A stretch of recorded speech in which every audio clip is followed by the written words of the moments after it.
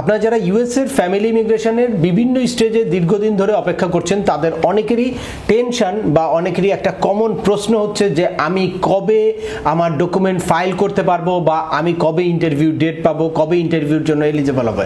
তো তাদের জন্য সবারই প্রতি মাসে একটা state department visa bulletin publish করে, এই ভিসা বুলেটিনটার চোখ রাখা দরকার। আর আমরা সেই আপনাদের সুবিধার্থে প্রতি মাসে ভিসা বুলেটিনটা শেয়ার করি। এখন আপনাদের সাথে শেয়ার করব জুন 2024 এর নতুন যে ভিসা বুলেটিনটা রিসেন্টলি পাবলিশড হয়েছে। তো চলুন আমরা দেখি যে এই ভিসা বুলেটিনে কি পরিবর্তন আসলো বা এই ভিসা বুলেটিনের মাধ্যমে কারা নতুন করে মানে ইন্টারভিউর জন্য এলিজিবল হলো, অ্যাট দ্য সেম টাইম কারা নতুন করে ডকুমেন্ট ফাইলিং এর জন্য এলিজিবল হলো। চলুন শুরু করা যাক। তার আগে বলে নিচ্ছি যারা আমাদের চ্যানেলে নতুন বা আমাদের চ্যানেলটি এখনো সাবস্ক্রাইব করেননি please hit the subscribe button, আর যারা অলরেডি সাবস্ক্রাইব করেছেন তাদেরকে অসংখ্য ধন্যবাদ।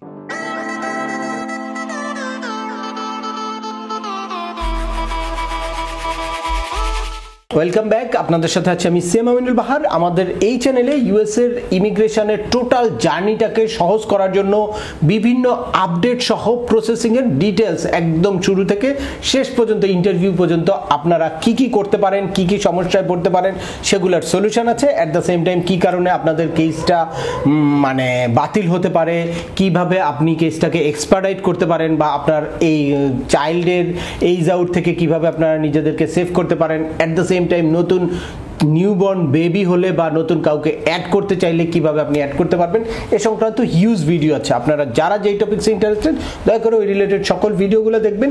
এরপর ছোটোখাটো প্রশ্ন থাকলে ভিডিওর নিচে কমেন্টস করবেন। আর তারপরেও একান্ত কোনো ব্যক্তিগত পরামর্শ বা আমাদের কোনো সার্ভিস নিতে চাইলে ডিসক্রিপশনে থাকা হোয়াটসঅ্যাপ নাম্বারে অ্যাপয়েন্টমেন্ট বুক করে সরাসরি যোগাযোগ করতে পারেন। অ্যাট দ্য সেম টাইম আমাদেরকে ইমেল করতে পারেন এবং আমাদের ফেসবুক পেজটি ফলো করে সবসময় আমাদের সাথে যুক্ত থাকতে পারেন। এনিওয়ে চলে আসি আজকের মূল আলোচনায়। লাস্ট মে মাসের যে ভিসা বুলেটিনটা আপনাদেরকে শেয়ার করেছিলাম সেখানে কিন্তু হিউজ পরিবর্তন এসেছিল, কিন্তু এই মাসে সেরকম পরিবর্তন আসে নাই, কিন্তু কিছু পরিবর্তন এসেছে স্পেসিফিক কিছু ক্যাটাগরির জন্য। এই যে প্রথমেই হচ্ছে আপনারা দেখতে পাচ্ছেন ফাইনাল অ্যাকশন ডেট। আপনারা জানেন যে এই ভিসা বুলেটিনের দুইটা পার্ট আছে, একটা হচ্ছে ফাইনাল অ্যাকশন ডেট, একটা হচ্ছে ডকুমেন্ট ফাইলিং ডেট। তো ডকুমেন্ট ফাইনাল অ্যাকশন ডেটটা হচ্ছে যে কারা ইন্টারভিউর কিউতে পড়লো এখন নতুন করে সেটা জানতে পারবেন। আর ডেট অফ ফাইলিংটা হচ্ছে যাদের কেস ক্রিয়েশন লেটার হাতে পেয়ে বসে আছেন তারা মানে ডকুমেন্ট যে সাবমিট করতে পারছেন না, তারা এখন যাদের প্রায়োরিটি ডেটটা এখন কারেন্ট হবে নতুন করে তারা এখন ডকুমেন্ট ফাইল করতে পারবে। তো চলুন আমরা প্রথমেই দেখি final action date. F1 category যেটা হচ্ছে unmarried son and daughter of US citizen, এখানে কোনো রকম কোনো পরিবর্তন আসে নাই এবার। এরপরে হচ্ছে F2A ক্যাটাগরি। এই F2A ক্যাটাগরিতে একটা পরিবর্তন এসেছে, এটা হচ্ছে spouse and children of permanent residence. এদের মধ্যে কি পরিবর্তন এসেছে, 135 ডে এগিয়েছে। মেতে এটা ছিল 1 জুন 2021, এবার জুনে যেই ভিসা বুলেটিনটা পাবলিশ হয়েছে এখানে দেখতে পাচ্ছেন 15 নভেম্বর 2021। দ্যাটস মিন এখানে হিউজ একটা চেঞ্জ এসেছে। আর এরপরে F2B ক্যাটাগরিতে কোনো রকম কোনো পরিবর্তন আসে নাই। F2B ক্যাটাগরি হচ্ছে unmarried son and daughter of permanent resident. এরপরে F3 ক্যাটাগরি। এই F3 ক্যাটাগরিটা হচ্ছে ইউএস সিটিজেনের মেরিড চাইল্ড, অর্থাৎ মেরিড সান অ্যান্ড ডটার সবাই এই F3 ক্যাটাগরিতে আসে। আর এই F3 ক্যাটাগরির জন্য অনেক বড় সুখবর আছে, সেক্ষেত্রে 60 ডেজ এগিয়েছে এর আগের, অর্থাৎ মেয়ের যে ভিসা বুলেটিন সেখানে ছিল 1 জানুয়ারি 2010, আর এবার এই 2024 এর জুনের ভিসা বুলেটিনে এটা হচ্ছে 1 মার্চ 2010, অর্থাৎ 60 ডেজ এগিয়েছে। আর ফাইনালি F4 ক্যাটাগরি হচ্ছে 22 জুলাই 2007, যেটা আগের মতোই অপরিবর্তিত রয়েছে, এখানে কোনো রকম কোনো পরিবর্তন আসেনি। তো আপনারা বুঝলেন এই ইন্টারভিউ দেওয়ার জন্য কিউতে কারা নতুন করে পড়লো। আর এরপরে আসি যে document filing date. Family visa ক্যাটাগরিতে আপনারা যখনই I-130 পিটিশন ফাইল করেন, পিটিশন ফাইল করার পরে আপনাদের কেসটা ইউএসসিএস থেকে অ্যাপ্রুভ হয়ে তারপর এনভিসিতে আসার পরে আপনাদেরকে একটা কেস ক্রিয়েশন লেটার দেয়। আর এই কেস ক্রিয়েশন লেটার হাতে পাওয়ার পরেই আপনারা ওই যে ইনভয়েস আইডি এবং কেস নাম্বার পান, তখন আপনারা ইলেকট্রনিক সিস্টেমে অর্থাৎ ওয়েবসাইটে লগ ইন করে তারপর কেসটাকে কিন্তু প্রসিড করতে পারেন, অর্থাৎ ভিসা ফি পেমেন্ট করতে পারেন, এরপর DS-260 সাবমিট করা, সিভিল ডকুমেন্ট আপলোড করা, এরপর ফাইনালি ডকুমেন্ট কোয়ালিফাই হয়। তো এক্ষেত্রেও আপনাদের একটা কিউ মেনটেন করতে হয়, প্রায়োরিটি ডেট অনুযায়ী এখানেও আপনার প্রায়োরিটি ডেটটা কারেন্ট হতে হয়। তো অনেকেই আপনারা কেস ক্রিয়েশন হাতে নিয়ে ওয়েট করছেন, আপনারা গিয়ে পে নাও বাটনটা ওপেন পাচ্ছেন না, দ্যাটস ওয়াই আপনাদের ফাইলিংটা করতে পারছেন না। তাদের জন্য কি পরিবর্তন আসলো দেখেন, F1 ক্যাটাগরিতে 1 সেপ্টেম্বর 2007 হচ্ছে কারেন্ট ডেট, যেটা আগের মতোই অপরিবর্তিত রয়েছে।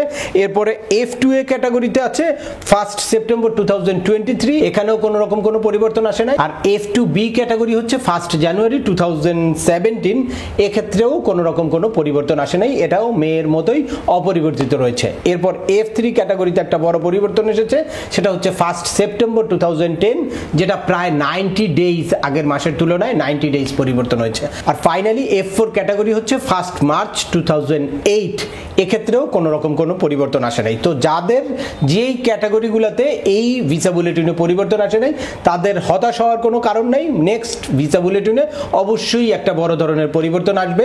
আমরা আশা করছি ইউএস এমবাসি ঢাকা হিউজ পরিমাণে ইন্টারভিউ ডেট দিচ্ছে এবং ইউএস এর স্টেট ডিপার্টমেন্টও ব্যাকলগ নিরসনের জন্য বিভিন্ন উদ্যোগ নিচ্ছে এবং বিভিন্নভাবে কাজ করে যাচ্ছে। তাই আপনারা একটু ধৈর্য ধরে অপেক্ষা করেন।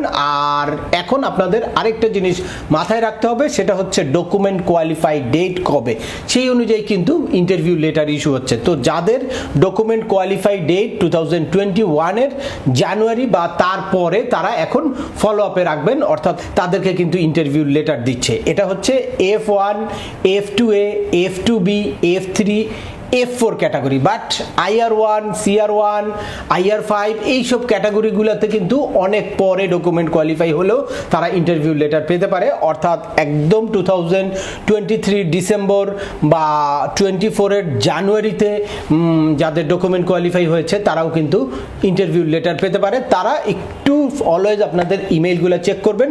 আর F1, F2B, F3, F4 ক্যাটাগরির যারা 2021 এর জানুয়ারি ফেব্রুয়ারি, তারা আপনাদের মেইলগুলো চেক করবেন, সবসময় একটু সজাগ থাকবেন। আর ইন্টারভিউর প্রিপারেশন রিলেটেড সকল ভিডিওগুলো একটু দেখবেন আপনাদের এই ইন্টারভিউ লেটার আসার পরে, সঠিকভাবে আপনারা যাতে ইন্টারভিউ দিতে পারেন, ডকুমেন্টগুলো ফাইলিং করতে পারেন এবং এই দীর্ঘ প্রতীক্ষার সময়টা যাতে আপনাদের শেষ হয়, ইন্টারভিউ দেওয়ার পরে যাতে আর কোনো জটিলতা তৈরি না হয়।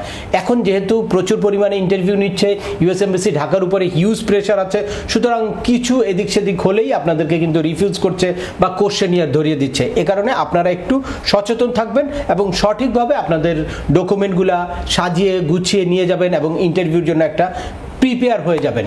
যদি আপনারা এর আগে যার মাধ্যমে আপনাদের কেসটা ফাইল করেছেন তার সাথে কথা বলে আপনাদের কি কি ডকুমেন্ট নিতে হবে বা আপনাদেরকে কি ধরনের প্রশ্ন করতে পারে, এগুলো একটু ডিটেলস জানবেন। অথবা আমার এই রিলেটেড অনেকগুলো ভিডিও আছে, ভিডিওগুলো দেখে সঠিকভাবে প্রিপারেশন নিয়ে তারপর ইন্টারভিউতে যাবেন। তো আজকের ভিডিওটা দীর্ঘায়িত করছি না, আশা করি এই ভিডিও থেকে আপনারা লেটেস্ট যেই ভিসা বুলেটিন 2024 এর জুনে পাবলিশ হলো, সেখানে কারা ইন্টারভিউ কিউতে নতুন করে জায়গা করে নিল বা যাদের ডকুমেন্ট ফাইলিং এর জন্য নতুন করে কাদের ডেটগুলা, প্রায়োরিটি ডেটগুলা কারেন্ট হলো, এই ব্যাপারে আপনারা ক্লিয়ার একটা ধারণা পেয়েছেন।